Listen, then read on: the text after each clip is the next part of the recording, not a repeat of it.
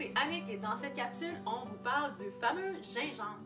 Et oui, originaire de l'Asie du Sud-Est, le gingembre est cultivé dans la plupart des pays tropicaux, notamment le Sri Lanka, l'Indonésie, le Mexique, le Brésil et les Antilles. Utilisé dans la cuisine orientale depuis des milliers d'années pour ses propriétés aromatiques mais aussi médicinales, le gingembre fut consommé seulement par les Européens vers le 13e siècle pour notamment ses propriétés aphrodisiaques. La plante, elle mesure jusqu'à 1,5 m de haut, mais le gingembre se trouve dans la partie souterraine de la plante.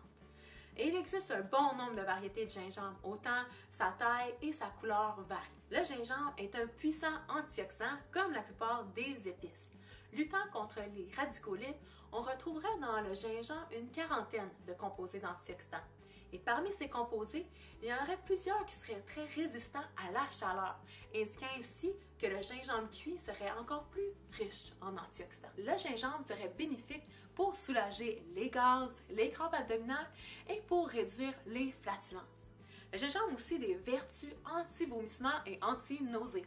Les propriétés anti-inflammatoires du gingembre aideraient à réduire les douleurs arthritiques. Oui. Le gingembre est un ingrédient de base dans la cuisine asiatique et on l'ajoute autant dans des recettes sucrées que salées.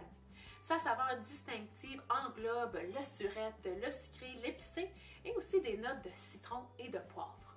Et ce qui est fun avec le gingembre, c'est qu'on peut l'intégrer de multiples façons, par exemple en lamelles, râpé, haché, en jus, en poudre, et la liste se poursuit. Lorsque vous souhaitez ajouter une touche punch à vos recettes, pensez au gingembre. Ce qui est génial avec le gingembre, c'est que ça s'ajoute pas mal dans plusieurs types de recettes. Par exemple, des salades, des soupes, des sautés, des currys, des mijotés, des breuvages comme des infusions, des smoothies et aussi dans des desserts comme dans des gâteaux ou aussi des biscuits. Donc la liste est à profusion au niveau des recettes. Et ce qui est aussi intéressant, c'est que le gingembre, ça se retrouve en poudre et on le retrouve aussi dans des beaux petits mélanges à épices. Par exemple, les mélanges de chai, de curry, le mélange de 4 épices et aussi le ras el hanout, qui est plus marocain et vraiment plus encore. Pour vérifier sa fraîcheur, il faut simplement tirer les tiges du gingembre et s'assurer qu'elles sont serrées et que le tubercule est exempt de moisissure, donc exempt de picots noirs. Pour éviter de gaspiller sa bonne chair juteuse, épluchez que la partie souhaitée du gingembre et utilisez une cuillère pour râper votre gingembre au lieu d'un couteau. Une cuillère régulière est plus sécuritaire et facilitante pour manœuvrer dans tous les replis de la racine. Prolongez la conservation de votre gingembre, mais aussi pour l'avoir à portée de main, pourquoi pas faire votre jus de gingembre?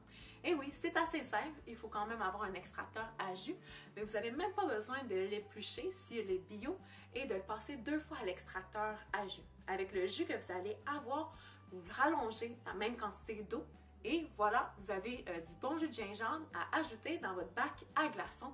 Et le tour est joué, vous avez des petits glaçons à ajouter dans vos smoothies, vos jus verts, pourquoi pas vos marinades et vos sauces. Versatile, mais le gingembre se marie particulièrement avec la carotte, l'ail, le citron, l'orange, la poire, le riz, la sauce soya ou le tamari, le tofu et les vinaigres. Alors, sur ce, laissez le gingembre réchauffer votre corps et parfumez vos plats.